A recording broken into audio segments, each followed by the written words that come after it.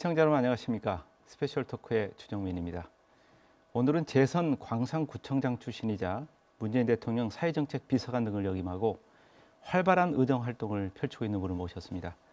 더불어민주당 광주 광산을의 민영배 의원 모셨습니다. 어서 오십시오. 반갑습니다. 반갑습니다. 예, 잘 지내셨죠? 네, 평안하셨습니까? 예. 먼저 시청자분들께 인사 말씀 부탁드리겠습니다. 예, 시민 여러분, 특히 CNB 시청자 여러분, 그간 안녕하셨습니까? 제가 주정민의 스페셜 토크에 꼭 1년 전에 출연을 했는데요. 오늘 또 이렇게 뵙게 됐습니다. 그동안 열과성을 다해서 한다고 했는데 부족한 게 많았을 겁니다. 앞으로도 시민 여러분의 말씀을 더 경청하고 그 말씀에 따라서 움직이는 그런 의정 활동 하겠습니다. 특히 저는 CNB에 정치인문하기 전에 한 1년여 그 시사 토크 진행을 했었는데요. 그래서 되게 좀 시청자 여러분 뵈면 따뜻하고 친근한 그런 느낌을 갖습니다. 반갑습니다. 네, 의원님 이제 지난해 4월 총선이 치러진 이후에 국회 입성해서 벌써 1년 7개월이 지났습니다. 벌써 이제 국회가 전반기를 지나고 있는데 여의도 국회 활동 또 열심히 하고 계시고 또 한편으로는 또 광주 지역구 활동도 열심히 해야 될 텐데 둘 다 이렇게 소홀히 할 수 없는데 어떻게 지내고 계시는지 좀 궁금합니다. 저는 지역구 활동은 그냥 정직하게 말씀드리면 코로나19도 있었지만 그 국회 당과 저희 그 상임위 활동을 하느라고 제대로 하지는 못했던 것 같습니다. 대개 이제 주중에는 국회에서 한 닷새 정도 있다가 주말이 되면 오니까 아무래도 뭐 그냥 바쁘죠. 시간이 쫓기고 그러는데 뭐 저만 그러는 게 아니고 대개 광주 출신 의원님들이 다 그렇게 보내시더라고요. 근데 이제 저는 뭐 앞으로 말씀을 주시겠지만 이재명 지금 민주당 대통령 후보죠. 되게 좀 일찍 지지 선언을 해서 그것 때문에 좀 경선 캠프에도 참여하고 그래서 좀 바빴고요. 특히 이제 지난주에 국정감사가 끝났는데 국정감사 때 제가 원래 상임위가 이제 정무위거든요. 근데 행안위에 이렇게 좀 긴급 투입되는 게 있어서 특별히 좀 그 서울 정치 활동에 좀 바빴다 이렇게 말씀을 드립니다. 저희 지역구민들께는 좀 송구하죠. 그 얘기 이제 뒤에서 좀 자세하게 얘기를 나눠보기로 하고요.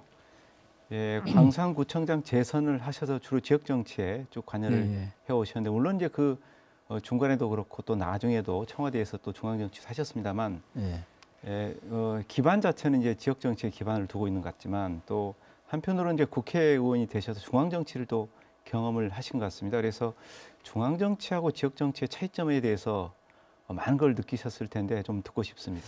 저는 우선 중앙 정치, 지역 정치 이렇게 구분하는 것 자체가 큰 의미는 없다고 봅니다. 왜냐하면 둘 다 어떻게든 이 시민들의 삶, 그러니까 주권자 시민들의 삶을 더 개선해 볼 거냐, 더 나은 방향으로 가져가 볼 거냐, 그런 점에서 중앙 정치와 지방 정치가 크게, 지역 정치가 크게 구분되는 것 같지는 않은데요. 그런데 이제 조금 차이가 있다면 지역 현장에 있는 경우에는 주권자들하고 직접 대면하는 경우가 많지 않습니까? 네, 그렇죠. 그런데 이제 여의도 정치, 그러니까 중앙 정치는 아무래도 그런 기회가 적죠. 그러다 보니까 그 여의도 정치에는 그 정책의 구체성 같은 게 조금 떨어집니다.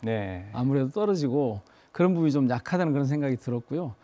근래 이제 21대 국회 들어서는 저 같은 지역 출신들이 저희 당에만 해도 40분이 넘더라고요. 그래서 많이 이게 바뀌긴 했는데 보완이 되긴 했는데 그래도 저는 그런 그 구체성에서 좀 차이가 있다는 느낌이 있고 이번에 이제 저희가 그 민주당 대선 후보를 이른바 중앙정치 경험이 전혀 없는 이재명 경기지사를 후보로 이렇게 선택을 하고 선출했는데 왜 그랬을까 생각해 보면 바로 지역 정치가 갖고 있는 정책의 구체성 이 대목이 좀 탁월할 거다.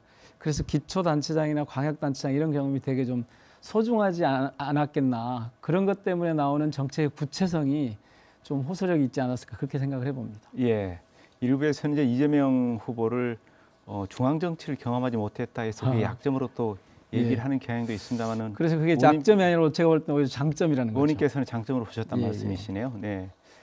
의원님이 이제 그 앞서 말씀하셨습니다만은 이 광주 시민들께 가장 인상적이었던 순간이 이 호남 현역 의원 출신 최초로 이재명 후보 지지를 선언을 했던 게 아닐까 싶은데요. 당시로서는 이제 이재명 후보의 지지율도 좀 낮았고요. 또 호남 지역에 또 후보가 또 있었기 때문에 이 지역민으로서는 좀 의아하다 이런 평가도 있었습니다. 물론 뭐 신선한 측면도 있다 이런 평가도 있었습니다. 그래서 그때 당시 어떤 마음으로 그런 선택을 하셨는지 좀 듣고 싶습니다. 이제 지금은 결과적으로 다들 그래 민영배 선택이 온당했다 이렇게 이제 보시는 것 같은데요. 그 이제 이재명 지사가 후보가 되니까 그렇게 된 것 같은데 뭐 여러 가지가 있습니다만은 제가 어디 언론에 기고도 하고 그랬는데 그걸 뭐 다 말씀드릴 수는 없고 크게 보면 세 가지였습니다. 제일 중요한 건 시대 정신이었죠. 그러니까 지금 상황에서 이 시대 정신에 가장 부합한 후보가 누구일까? 저는 지금이 그 다들 말씀하시는 것처럼 대전환의 시기이고 이 대전환의 시기에는 되게 돌파력이 좀 있어야 됩니다.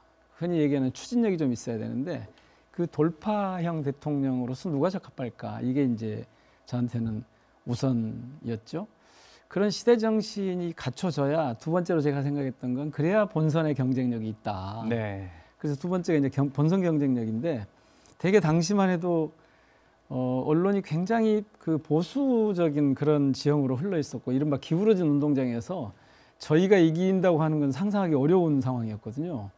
그러면서 이제 보선 지나고 나니까 서울하고 부산에 보선 지나고 나니까 더더욱 어렵다 이런 생각이 있었는데 그때는 물론 그런 선거가 있기 전이지만 굉장히 기울어진 그런 운동장에서 보수적인 그런 검증이 세게 있을 텐데 이때 그 본선 경쟁력을 갖는 후보를 누구로 볼 거냐 그 기준이 저한테는 조금 전에 말씀드린 구체적이고 그 돌파력이 있고 성과가 있는 뭔가 시민들께 그런 어필을 할 수 있는 분이 아니면 안 된다는 그런 생각을 했고요.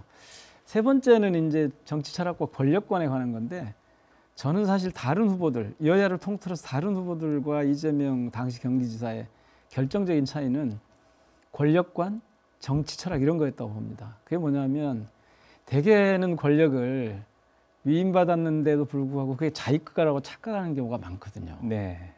그런데 적어도 제 표현을 하자면 이재명 지사는 당시에 주권자 정치에 충실한 지역 정치인이었어요. 그러니까 이 정치 권력을 자기가 갖고 있는 권력으로 생각하지 않고 시민을 위해서 주권자를 위해서 사용할 수 있는 권한으로 생각하는 거죠. 그러니까 이렇게 되면 여기서는 부정부패나 부조리 이런 게 싹 틀 수가 없거든요. 그러니까 늘 정치적 판단의 기준을 시민에게 이익이 되는가, 주권자에게 이익이 되느냐를 놓고 판단하는 거거든요. 저는 그런 점에서 제가 이제 구청장 하면서 추구했던 그런 흐름하고 비슷해서 이른바 좀 코드가 맞았다고 할까요? 간이 맞았다고 할까요? 그런 것 때문입니다. 그런 그냥 제 판단 때문에 앞뒤 안 보고 그냥 제가 볼 때는 유일하게 우리 당에서 본선에서 승리할 수 있는 사실 그 본선 승리는 되게 중요한 의미를 갖는 게 촛불 민심을 이어가야 되거든요. 그리고 그것이 이제 문재인 정부의 성공 그리고 문재인 정부의 이 흐름을 이렇게 이어가는 계승하는 그런 의미가 있어서 그냥 그때 그냥 주저없이 그렇게 했는데 결과적으로 정확한 예측을 하신 거네요. 그렇게 된 셈이 됐습니다. 시대 정신, 본선 경쟁력, 또 정치 철학의 일치 이런 것들 때문에 이제 판단하셨다 이런 말씀이시네요. 대선 얘기는 조금 뒤에 좀 더 구체적으로 나눠보기로 하고요. 의원님 활동에 대해서 좀 얘기를 들어보도록 하겠습니다. 입법 활동도 굉장히 열심히 하셨습니다. 그래서 21대 지금 국회 의정 활동 대표 발의한 법안이 호남 국회의원 중에서 지금 가장 많은 것 같습니다. 뭐 숫자도 중요하지만 또 얼마나 중요한 법안을 발의를 했느냐가 더 중요한 것 같습니다. 그런 관점에서 어떤 입법 활동을 좀 하셨는지 좀 듣고 싶습니다. 말씀하신 대로 숫자는 중요하지 않습니다. 실제로는 호남이 아니라 전체 지금 21대 의원 중에서 제가 지난주까지 보니까 165개의 그 법안을 발의를 했더라고요. 그 중에 이제 어떤 것은 시기가 돌아서 통과한 것도 있고 그렇지 지금 대기 중인 것도 많이 있는데 맞습니다. 그 숫자는 숫자보다는 어떻게 하면은 실질적으로 시민들의 요구, 민생과 경제 살리기에 보탬이 되는 내용이 뭘까 이런 걱정, 고민을 하는 게 중요하고 그것이 이른바 공정하고 정의로운 세상에 부합할 수 있는 내용으로 가느냐가 훨씬 중요하다는 말씀 맞고요. 제가 이제 이렇게 좀 많이 할 수 있었던 거는 되게 시민들의 목소리를 가까이 하려고 하는 그러니까 결국 정치라는 게 이 주권자들의 요구를 어떻게 해결해 주느냐에 초점이 맞춰질 수밖에 없기 때문에 그런 것들이었습니다. 그래서 어떤 것은 전면적으로 새롭게 만드는 것도 있고 어떤 거는 부분적으로 개선하는 것도 있고 그러는데요. 근래에는 예를 들면 국가보안법 폐지안을 발의를 했습니다. 네. 이거는 딱 10자거든요. 국가보안법은 폐지한다. 이게 전부예요. 네. 딱 10자인데. 그 전에 법안을 없애는 거니까요. 그렇죠. 예, 예. 그런데 이게 무려 17년 전에 시도를 하다가 못하고 다시 또 이렇게 한 거거든요. 근데 이건 잘하시는 것처럼 정말 이 나라에 정말 불필요한, 그렇죠. 오히려 이 나라의 민주주의를 계속 후퇴시키는, 그래서 민주주의를 주창하고 앞장서는 분들을 억압하는 그런, 그래서 이 시민들의 인권을 보장하는데 전혀 도움이 안 되는 법이었는데 이게 그동안 그렇게 있었어요. 그런데 사실 이거 봄부터 준비를 했는데 이제 발의를 하게 된 건 주변에서 워낙 이거 하면 안 된다는 그런 그 이상한 요구들이 많이 있었어요. 근래에는 다행히 제가 법안 발의했는데 몇몇 군데서 이제 전화가 오긴 옵니다만은 그래도 예전처럼 그렇게 반대가 심하지 않더라고요. 그러니까 사실 김대중 대통령도 이 법 때문에 그 고생을 하신 거 아닙니까? 네. 우리나라 민주주의 활동하신 분들 대부분 그 법 때문에 고생을 많이 하셨는데 저는 정말 이게 야만적인 법이라고 보고 이 야만 시대를 끝내야 된다 싶었거든요.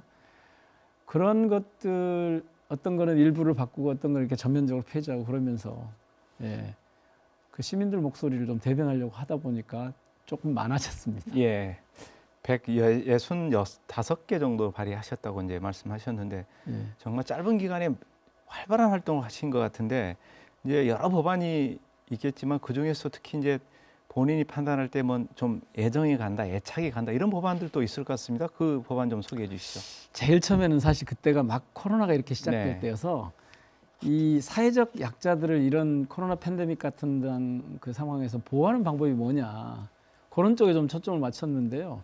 근데 우리 지역으로 생각해 보면 제일, 그리고 미래를 생각해 보면, 우리나라의 미래를 생각해 보면 제정안 중에는 제가 인공지능 기술 기본법안이라고 하는 걸 냈거든요. 네. 그러니까 이제 디지털 혁명이라고 하지 않습니까? 대전환이 일어나는데 이때 이것을 어떻게 뒷받침할 건가, 제도와 정책으로 그걸 담은 건데, 특히 저희 지역으로 보면 이제 AI 산업, 인공지능 산업을 체계적으로 좀 해가려고 단지도 만들고 하고 있지 않습니까? 그래서 이 미래 먹거리를 보장할 이 AI, 그러니까 인공지능 기술 법안을, 기본법을 이렇게 만들었는데요.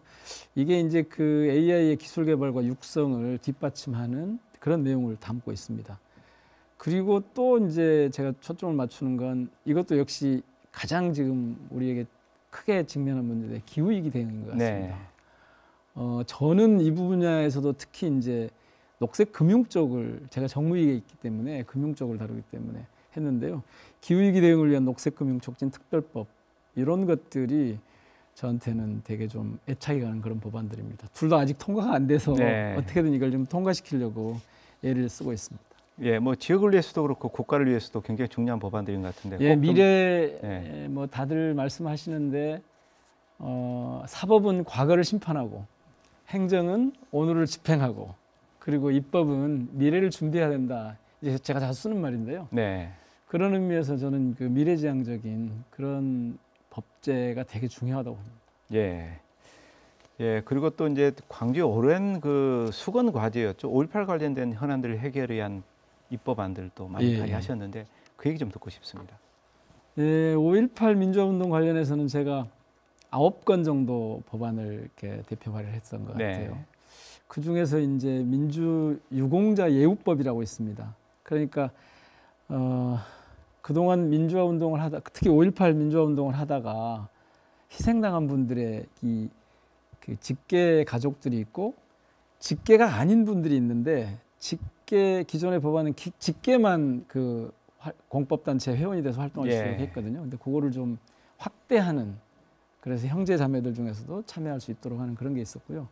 그 다음에 이제 5.18 민주화 운동의 관련자들의 범위가 그동안은 이를테면 직접 피해자라고 해야 될까요? 이런 쪽에만 초점이 맞춰져 있었는데 5.18 보상법을 통해서 그 범위를 확대했습니다. 가령 해직을 당했다, 언론인 활동을 하다가 해직을 당했다, 직장을 다녔다 해직을 당했다, 이런 분들이랄지 학사 징계를 당했다, 이런 분들도 사실은 분명하게 피해자들이거든요. 근데 그 피해자들에 대한 그 5.18 관련자 규정이 범위가 좀 좁아서 이걸 좀 확대하는 거였죠.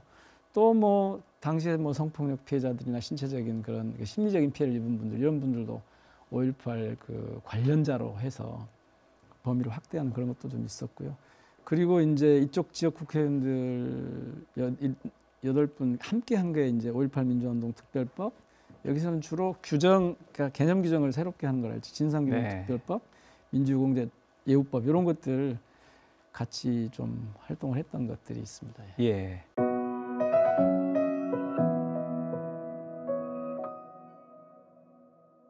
의원님 지금 활동하고 있는 상임위가 정무위원회죠? 예.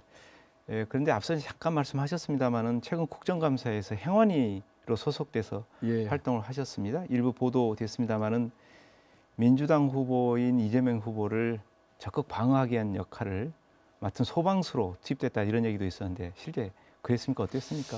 잘 모르겠습니다만은 뭐 그런 의미로들 해석들을 하시더라고요. 그러니까 한정혜 장관이 지금 그 환경부 장관을 하고 계셔서 직접 국감에 참여할 수 없으니까 누군가가 이제 그분을 일시적으로 사임을 시키고 제가 가서 이제 보임을 하는 건데 일시적으로 그 역할을 해야 되는데 아마 뭐 저를 좀 가서 적극적으로 좀 방어도 좀 하고 국민의힘이 억지 쓸 때 좀 이걸 좀 공격도 좀 하고 그래서 제가 딱 이틀간 경기도 국감하고 서울 국감 때 행안위 소속으로 가서 국감을 했었습니다.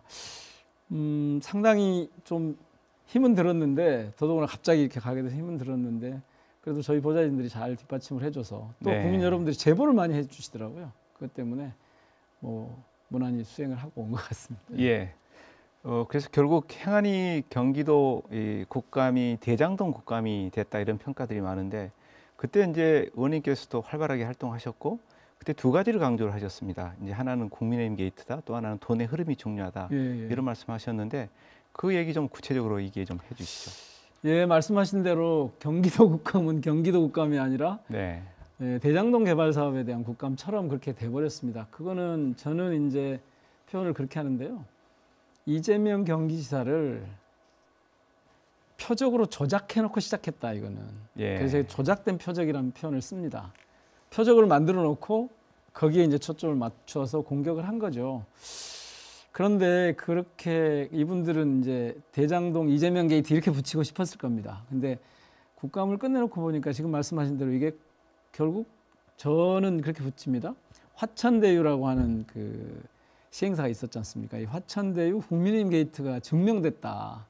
왜냐하면 이 과정을 통해서 보니까 그 말씀하신 대로 돈의 흐름이 중요한데 돈이 어디로 갔는지를 보니까 다 그쪽 계열 사람들로 갔더라고요. 그래서 결국은 이런 게 드러난 거죠. 이재명 당시 성남시장은 개발 이익을 공익적으로 환수하는 설계를 했고 그리고 그 안에서 돈을 이른바 그 불로소득을 빼먹는 불로소득 저는 도둑질 설계라고 표현했는데 이 도둑 설계는 결국 국민의힘 쪽 사람들이 했다. 그래서 이게 이재명 게이트가 아니라 국민의힘 게이트다. 이런 게 이제 증명이 된 거죠. 특히 이제 그 경기도 국감, 서울시 국감을 통해서 등장했던 중요한 이슈 중에 하나가 뭐였냐면 조폭에게 돈을 받았다였거든요. 이것도 역시 제가 보기에는 표적을 조작했어요.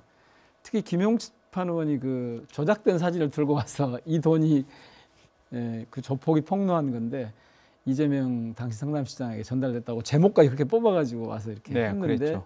결국은 뭐 자신들의 그 문제를 은폐하려다 보니까 오히려 자기들의 문제가 드러나는 그래서 조폭하고 연루해서 이재명을 공격하려고 했던 이게 드러나서 오히려 좀 초점이 그쪽으로 가는 그런 게 있었고 그러니까 이 대목에서 보면 저는 이재명의 탁월한 그러니까 저희는 사실 캠프에서는 국감 안 가는 게 좋겠다고 했었거든요.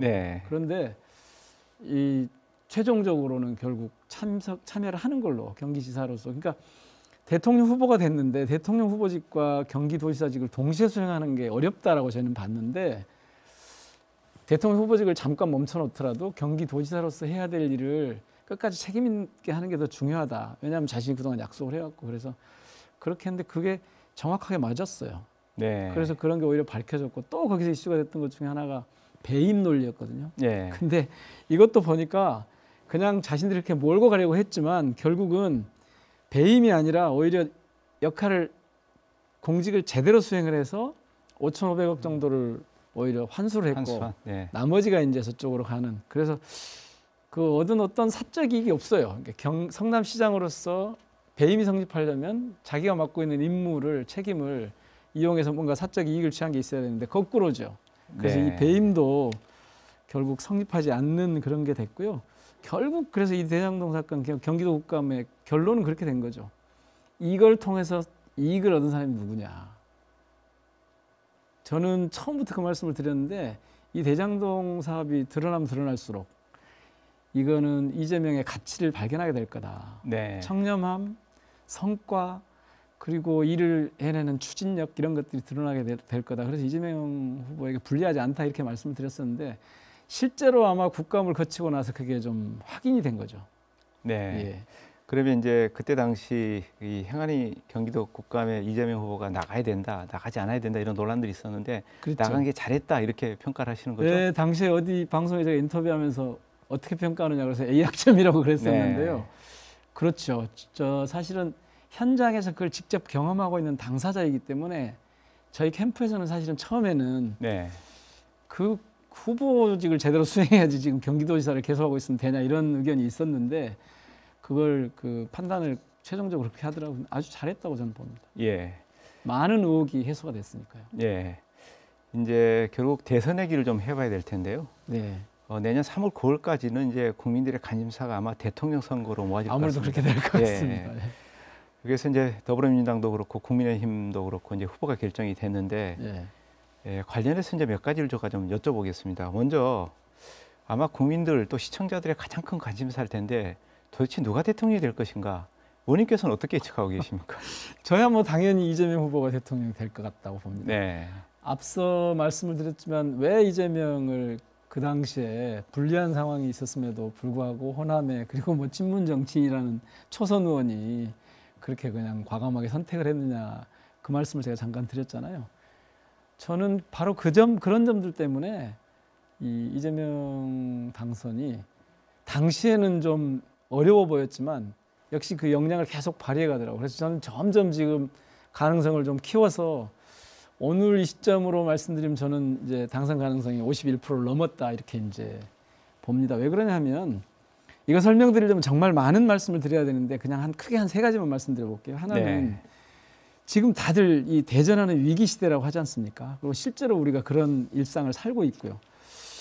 이때는 말씀드린 대로 굉장히 강력한 돌파형, 그러니까 이 위기를 기회로 전환할 수 있는 돌파형 리더십이 필요한데 이거 여당 후보인 우리 이재명 후보한테서는 그런 게 좀 보이지만 다른 야당 후보들이 이제 몇 분 더 있지 않습니까? 네. 이분들한테서는 출발선은 같지만, 그러니까 위기 시대를 돌파해야 된다고 하는 출발선은 같지만 그 구체적인 기초와 리더십이 완전히 달라요. 제가 보기에는. 이재명 지사는 우선 민중적인 기초가 저는 있다고 봐요. 그러니까 민주적인 기초, 민중적인 기초가 있는데 이 대목에서 현장형이지 않습니까? 현장에서 네. 계속 시민들과 뛰면서 했던 그런 거라서 워낙 다르고요. 그리고 이제 3번째는 이 돌파형 리더십에 디테일이 필요한데 이게 디테일이 제대로 돼 있지 않으면 방향이 혹시 옳다고 하더라도 제대로 이걸 극복해 나가기 어렵거든요. 잘못하면 이거 대형 사고 납니다. 그러니까 경선 시절에 그 뭐 윤석열 후보가 얘기하는 무슨 그런 것들 내용을 보면 그냥 일일 일망언이라고 할 만큼 그랬지 않습니까? 경선을 네. 하던 당시에. 그런 게 이제 대형 사고의 전조거든요. 근데 이재명 후보는 되게 디테일에 강해서 즉 설계를 아주 정밀하게 잘하고 추진력이 있기 때문에 이게 짝을 이뤄서 제대로 가지 않으면 이 디테일이 없으면 좀 어렵거든요. 근데 저는 이재명 후보가 아마 토론을 앞으로 이제 해가면 확연하게 이게 드러날 텐데요. 굉장히 강하다고 봅니다. 그러니까 방향은 같다. 위기의 시대를 돌파해야 될 이 리더십이라고 하는 방향은 같은데 실제로 기초나 디테일을 보면 이건 비교가 되지 않는다. 그러면 이 시대 상황에서 이 현명한 대한민국 시민들, 주권자들이 누구를 선택하겠냐? 저는 당연히 이재명 후보를 선택할 걸로 봅니다. 네. 그래서 이재명 대통령이 탄생하지 않을까 그렇게 기대를 합니다. 예. 특히 제가 그렇게 판단한 이유는 촛불 시민들이기 때문입니다. 생각해 보십시오. 당시에 제가 그 권력관 정치 철학 말씀도 잠깐 드렸는데 촛불 시민들이 그 상황에서 결국 주권자들이 요구하는 것을 제대로 받아들이지 않고 권력을 사유화해서 자기 것인 것처럼 착각하고 마음대로 휘둘렀던 국정농단을 했던 이 세력을 심판을 했습니다. 그렇기 때문에 이 촛불혁명의 이 주권자들이 저는 새로운 흐름을 형성해서 지금 가고 있다고 보거든요. 이분들이 구태 정치인을 선택할 것 같지가 않아요. 네. 이재명을 선택할 것이 저는 거의 뭐 틀림없다고 봅니다. 예. 처음에는 저는 지고 있다고 봤는데 이 양쪽 진영이 경선을 거치면서 아 우리가 민주진영이 이기겠구나 이런 생각을 더 굳혀가고 있습니다. 예. 이재명 후보 전략본부장 맡아서 선거 전략 쭉 지휘하셨는데 경선 역시, 때는 전략본부장을 맡았죠. 그러니까 역시 또 분명한 논리를 갖고 계시네요. 예, 이제 전략이라는 게 아시는 것처럼 정세 분석합니다. 민심이 지금 어떻게 하고 있는가 이거 분석하고 그다음에 이제 이 선거 캠페인 그러니까 선거 운동의 방향과 기조를 잡습니다. 그리고 기본적인 컨셉을 설정하고 방향 기조를 잡는데 이거를 이제 선거 캠프에 전달을 해서 그렇게 움직이도록 하는 역할을 하죠. 전략은 선거 전략은 바로 그런 가장 기본적인 정세 분석, 여론 판단으로부터 나오는 거고 그래서 저는 뭐 지금까지는 하여튼 틀리지 않았었던 것 같고요. 그거를 이제 앞으로 남은 본선 과정에서 조금 더 적극적으로 이제 좀 해볼 생각입니다. 예. 이제 경선 과정에서 이재명 후보 캠프에서 굉장히 중요한 역할을 하셨는데 이제 또 이제 이 선거 체제가 바뀌었습니다. 지금 이제 민주당 후보가 돼서 새롭게 선대위를 꾸려서 선거를 진행해야 될 텐데 민 의원님 또 어떤 역할을 하실지 궁금해집니다. 거기서도 저는 원래 정책을 좀 해볼 생각도 없지 않았는데 여전히 전략 쪽에서 일을 뭐 이제 본부장 이런 건 다른 분이 하시는 게 맞을 것 같고요. 제가 이제 아직 초선이고 그래서 아무래도 뭐 더 정치 경험이 많은 분들이 하는 게 좋겠죠. 그래서 저는 거기서 뭐 실무자처럼 하고 있습니다. 예. 이제 역대 선거를 이렇게 비교해 봤을 때 이재명 후보 같은 경우에는 이제 중앙 정치에 앞서 말씀드렸습니다만 국회 경험이 없는 최초의 단체장 출신 대선 후보라는 그런 특징을 갖고 있습니다. 그래서 앞서 이제 잠깐 그런 것들이 정말 현재 지방이 안고 있는 지역이 안고 있는 여러 가지 문제점들을 세세하게 아무튼 좀 정책으로 실현시킬 수 있는 분이라는 생각을 갖고 있다 이런 말씀을 하셨는데 그 외에도 혹시 또 이런 경력, 이런 이쪽 그 경험을 쌓아왔던 분이 대통령이 된다면 정치적으로 어떤 의미를 갖고 있다고 보시는지요? 예, 정치적으로 아주 특별한 의미가 있죠. 그러니까 한번 지금 최초의 단체장 출신은 아닙니다. 그런데 최초의 여의도 정치인 출신 아닌 거죠. 그러니까 이명박 서울시장이 이제 대선에 갔는데 그래도 이명박 의원 경력이 있는 여의도 경력이 있기 때문에 지금 말씀하신 대로 좀 특별한데 이런 거죠. 그동안에는 아주 거시적으로 보면 여의도 정치 이른바 중앙 정치가 대권 후보를 만드는 그런 구조였거든요. 근데 이미 이제 그런 시대가 끝나고 새로운 시대가 지금 왔는데 이를테면 저는 이런 것 같아요. 이 시대의 요구가 기존에는 국가 틀을 잘 튼튼하게 꾸리는 쪽이 중요하다고 봤던 것 같아요. 그런데 이제는 국가 틀이 지난 한 6, 70년 동안에 갖춰졌다. 그러니까 이 집안에서 사는, 이 틀 안에서 사는 국가의 주인인, 집 주인인 이 사람들의 실질적인 삶, 생활 이걸 정치가 좀 챙겨야 된다. 근데 이 부분에서는 좀 단체장 출신들이 아무래도 앞서 말씀드린 대로 현장에 강하고 구체적이기 때문에 좀 장점이 있다고 봐야 되는 거죠.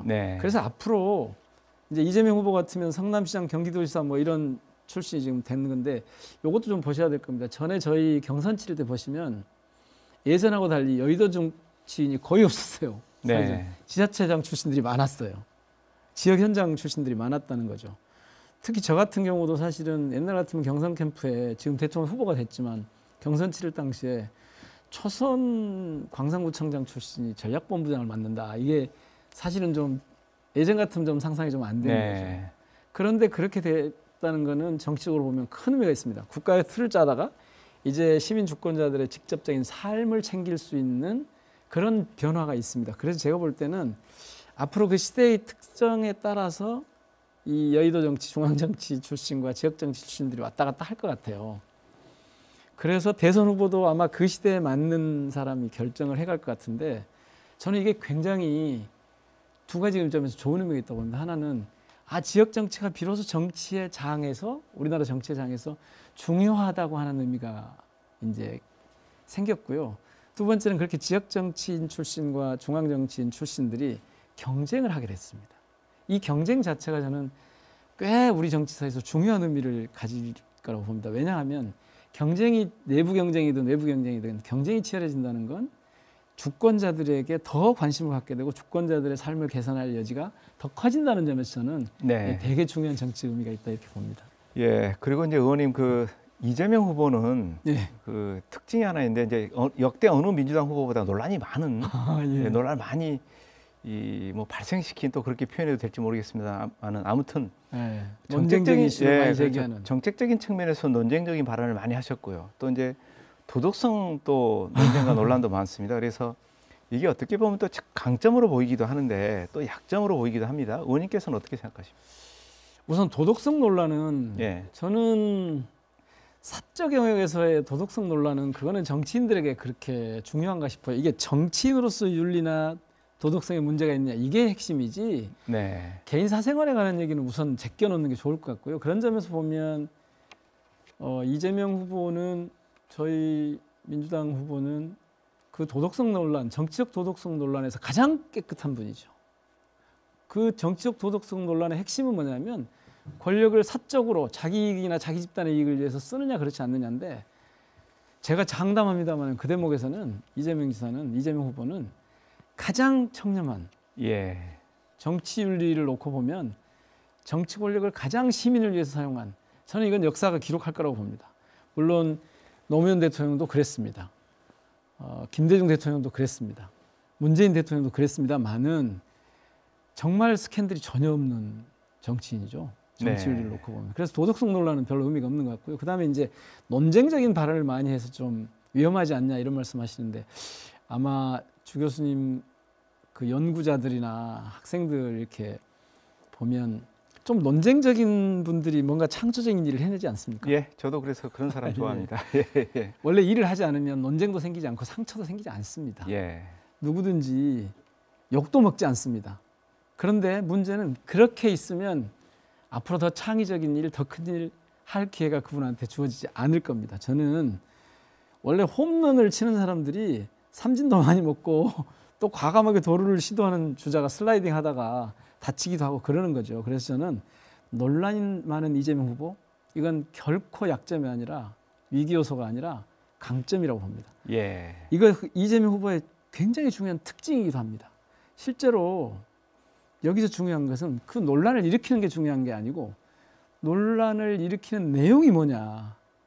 뭐 얼마 전에도 주 4일째 뭐 음식점 총량제 이런 거 했는데 그 내용을 들여다봐야 됩니다. 저는 이 내용을 가지고 이 논란이 오히려 강점이 되게 하고 그것이 오히려 승리의 원동력이 될 거다, 에너지가 될 거다. 저는 그렇게 생각합니다. 예, 장점이다 이런 말씀하시는데 예.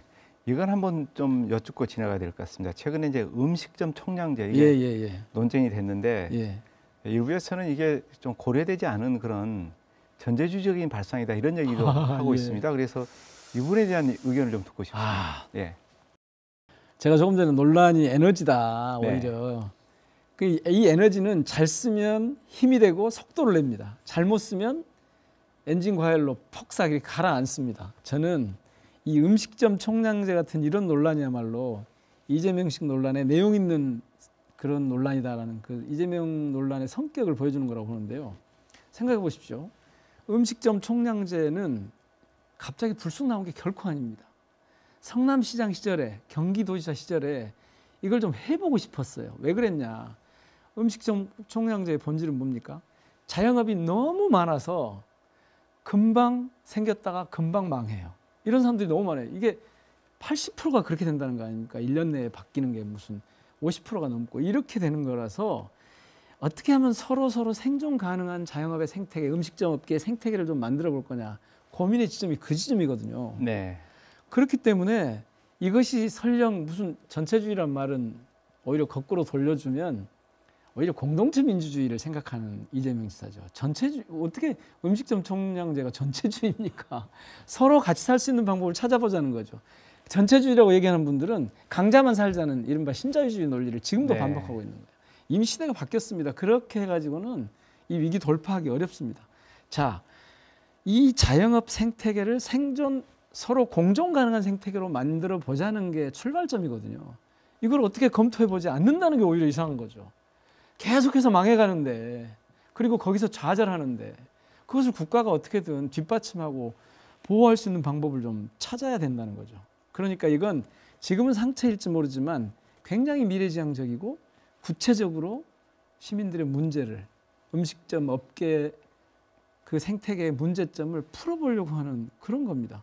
논란이 무서워서 일을 안 하면 그냥 일 안 하고 상처도 없고 논란도 없고 정책도 두루뭉실하게 됩니다. 저는 그렇게 주장하는 분들은 오히려 대통령 자격이 없는 것 같아요. 네. 이 시대에. 예, 이제 또 하나 궁금한 게 이재명 후보의 대표적인 호남 공약, 뭐 경선 과정에서 밝혔습니다만은 의원님께서 이제 이 호남의 관점에서 바라봤을 때 예, 호남 공약에 갖고 있는 장점, 특징 이런 것들을 좀 정리를 해주시면 좋을 것 같습니다. 공약을 여러 가지로 해놨고 이제 네. 마무리를 해가는 과정입니다만은 아마 방향은 이런 걸 겁니다. 호남이 그동안 두 가지 점에서 좀 불리했어요. 하나는 산업화 과정에서 워낙 뒤떨어졌어요. 그래서 여기 어떻게 하면 균형이라고 하는 관점에서, 균형 발전이라고 하는 관점에서 볼 거냐. 또 하나는 저는 정의로운 도시가 살기도 잘 살아야 된다. 역사적으로 우리가 계속 경험했지만 무슨 독립운동가의 후손들이 그냥 어려움을 겪고 민주화운동 했던 분들을 보호하고 좀 잘 좀 살 수 있도록 뒷받침하는 게 마치 특혜를 주는 것처럼 얘기하고 이런 관점이 아니라는 거죠. 그 균형이라고 하는 관점에서 보면 그걸 이제 미래 세대에 좀 미래에 조금 더 뒷받침할 수 있는 그런 정책으로 가야 되는 거고, 또 하나는 정의로움이라고 하는 그런 관점에서 보면 호남의 특성이잖아요. 그런 관점에서 그런 분들도 잘 살아야 되고, 그렇게 보면 지금 상황에서 가장 중요한 게 뭘까? 아마 이 에너지 전환, 기후위기 대응 이것과 연관해서 성장 동력을 호남이 좀 창출했으면 좋겠다 싶었고, 그래서 그 이쪽 지역을 그러니까 전국 최대 그 신재생 에너지 거점으로 만들려고 하는 그런 게 아마 그냥 표현을 그냥 신재생 에너지를 21세기 산유국 뭐 이렇게 비교를 하는데 그런 역할을 하려고 하는, 그러니까 전통 산업에서 호남이 좀 후발주였잖아요. 그래서 그런 쪽하고 그다음에 조금 전에 또 제가 잠깐 말씀드렸습니다마는 AI 같은 거, 인공지능, 그러니까 디지털 전환과 이 에너지 전환이라고 하는 이 전환의 시기에 미래의 성장 동력을 호남에서 좀 창출해 보자. 여기에 좀 초점이 좀 맞춰져 있다고 보면 되겠습니다. 그리고 이제 또 하나는 노무현 정부 때부터 시작해서 사실 지금 이런 말씀들을 계속 해왔거든요. 네. 근데 그때부터 준비된 것들이 있습니다. 이를테면 뭐 문화산업이랄지 또 한국 그 뭐 에너지공대 같은 거랄지 이런 것들은 노무현 문재인 대통령 시기에 준비되고 인큐베이팅 됐던 것들을 구체화해서 실제로 하는 것. 이 대목에서는 역시 이재명 후보가 단연 제가 보기엔 최고여서 굉장히 구체적이고 현실적인 호남의 이 성장 동력들을 좀 만들어낼 걸로 봅니다. 그리고 저희들이 의견을 많이 들어서 그 공약에다 계속 더 탑재를 하고 다듬어 줘야죠. 아마 그러면 실행력은 역시 확실할 겁니다. 예. 그런 측면에서 이제 의원님의 활동도 굉장히 중요해 보이는데 지역 공약 앞으로도 좀 꼼꼼히 잘 챙기고 또 빈 구석이 있으면 채워넣고 그렇게 해야 될 텐데 앞으로 어떻게 그런 부분을 활동할 계획이십니까? 예, 뭐 저만 중요하지는 않을 거고요. 그래도 호남에 혹은 광주에 있는 여러 의원님들이 워낙 그 잘 해주시기 때문에 저라서 뭐 특별한 일이 있을 것 같지는 않습니다만은 굳이 지금 상황에서 따져보면 역할이 두 가지 겁니다. 하나는 선대위에서 전략 담당을 하는 사람으로서 역할을 제대로 해내는 것, 그리고 그 과정에서 좋은 정책이 나오도록 하고 뒷받침하고 특히 이 호남의 그런 그 좋은 정책들을 거기 그 후보의 공약으로 탑재하는 것, 이런 것일 텐데요.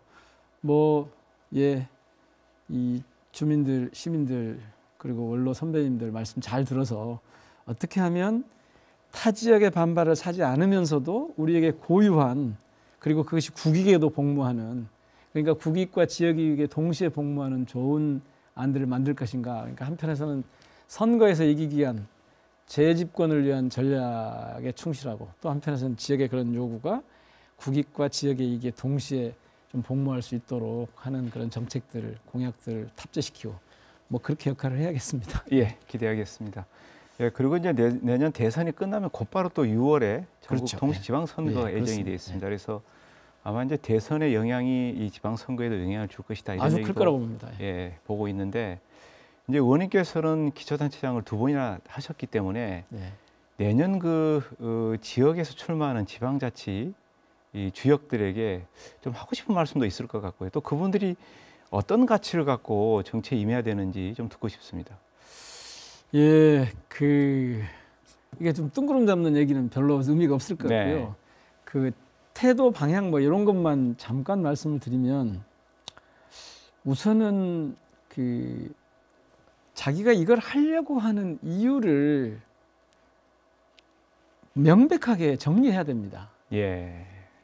그러니까 이제 여러 가지 준비가 지금 필요하다는 말씀이신데 그 준비 중에 첫 번째 할 일은 모든 권력은 그러니까 민주공화국의 원리, 저희 대한민국 헌법 1조의 원리를 충실하게 이행하겠다고 하는 그리고 그것을 늘 가슴에 품겠다고 하는 이 자세가 중요합니다. 제가 왜 이재명 선택했느냐라고 했을 때 제가 말씀드린 것이 그거였는데요. 정치 철학, 권력관 이런 거였는데요. 모든 권력이 시민으로부터 나온다. 그러니까 시민들의 그 의지에 복무를 할 수 있어야 자기 좋은 지역을 만들 수 있거든요. 그러니까 절대로 내가 이 권력을 사유할 생각이 없다라고 하는 공인의식을 분명히 갖추는 게 저는 제일 먼저 출발점이라고 봅니다. 그게 되지 않으면 되고 나서 더 문제가 되거든요. 그래서 그 철학, 권력관 이런 걸 명확하게 할 필요가 있고요. 두 번째는 무엇보다도 혼자 일을 할 수가 없습니다. 혼자서 제가 이제 계속 경험해 본 건데 이 동료들도 있고 시민들도 있고 그 이전에 그런 일을 했던 분들도 있고 그러니까 시민, 기초의원, 광역의원, 뭐 국회의원 뭐 이 분들이 함께 어울려서 가야 된다. 네. 여러 정치 세력들이 톱니바퀴가 이렇게 맞물려 가듯이 함께 가야지 뭐 옛날 YS 말을 빌자면 독불장군에겐 미래가 없다. 네. 예, 혼자서는 할 수 없다는 겁니다. 그리고 이제 제일 중요한 건 사실은 시대 정신을 정확하게 간파하는 겁니다. 다들 뭐 말씀들 하시지만 이 대전하는 시기이기 때문에 이 대전하는 시기에 내 역할이 뭘까? 정치인으로서 내 역할이 뭘까? 지역 정치인으로서 어떤 일을 해야 될 것인가? 요거를 중심에 두고 나를 위해서가 아니라 정말로 이건 봉사활동하는 게 아닙니다. 저는 네. 정치를 봉사활동처럼 생각하는 분들 싫습니다. 사실은. 이거는 책임 있게 자신의 임무를 제대로 다 해야 하는 겁니다. 그래서 그런 그 마음가짐을 좀 다스리면서 이 시대의 흐름을 잘 좀 보면서 자기 포지션을 정립하는 게 중요할 것 같습니다. 예. 너무 어려운가요? 아니요, 중요한 말씀하신 것 같습니다. 예. 예, 정말 오늘 뭐 이런저런 얘기 많이 들었는데 사실 더 많은 얘기를 좀 듣고 싶은데 시간이 다 돼서 지금 마무리를 해야 될 것 같습니다. 그래서 이 질문 하나 꼭 좀 드리고 싶은데 앞으로 이제 2년 정도의 또 의정 활동이 남아 있습니다. 그 과정에서 의원님께서 이제 호남 발전, 특히 이제 광주 발전을 위해서 꼭 챙겼으면 하는 그런 것들이 광주에 한정해서요. 네, 그런 게 있을 것 같습니다. 좀 듣고 싶습니다. 광주 네. 한 두 가지 정도가 있는데요. 하나는 광주의 가치입니다. 네. 그러니까 한국 현대사에서 그동안 5월 광주라고 하는 건 정말 민주주의의 이 원동력이었지 않습니까? 그러니까 그 국가 폭력으로부터 민주주의를 지켜내기 위해서 많은 분들이 희생을 했고 그래서 어떻게 공동체가 더불어 잘 살아갈 수 있는지를 보여준 이른바 대동세상이라고 하는 거죠. 저는 그걸 이제 공동체 민주주의라고 얘기하는데 이 광주의 가치를 어떻게 우리 내부에서도 그렇고 대외적으로도 그렇고 보편화할 수 있을 것인가. 사실 5.18 관련한 입법이나 이런 것들은 그런 과정이거든요. 이런 걸 좀 제대로 해서 그와 관련해서는 근래에 제가 법안을 하나 발의를 해뒀는데요. 헌법재판소 법입니다. 그런 상징적인 것이긴 하지만 그게 광주로 올 수 있도록 아예 그냥 그 소재지를 광주로 못 박는 그런 법안을 발의를 했어요. 이제 김용민 의원하고 같이 이제 대법원은 대구로, 헌법재판소는 광주로 이제 이렇게 법안을 발의했습니다. 뭐 여러 논의가 앞으로 있어야겠지만 그렇게 광주의 인권과 이 민주주의에 대한 광주의 가치 이런 걸 보편화하는 거 꼭 해보고 싶고요. 두 번째는 그런데 앞서도 언뜻 말씀을 드렸습니다마는 광주라고 하는 도시가 굉장히 매력적이어서 찾아가 보고 싶고 오고 싶은 도시 그리고 그 안에 있는 분들한테는 내가 여기서 오랫동안 살고 싶은 도시. 사실 조금 좀 외람됩니다만은 근래에 들어보니까 광주를 산무도시라고 하더라고요.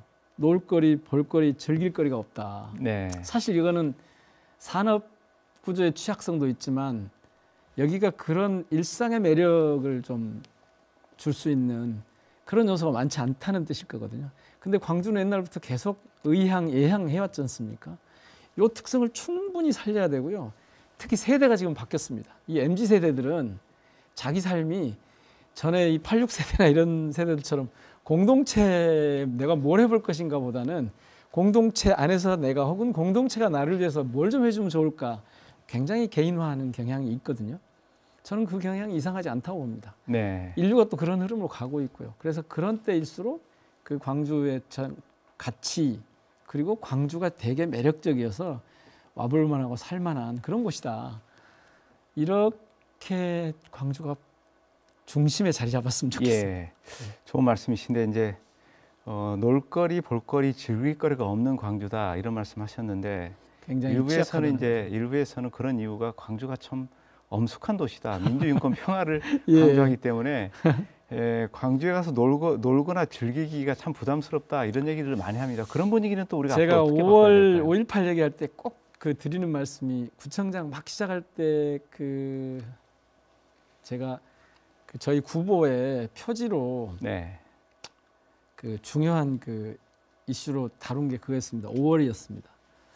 그때 표지가 이제 윤상원 열사의 피리 부는 표지가 있었는데요. 그걸 내세운 이유가 그런 거였습니다.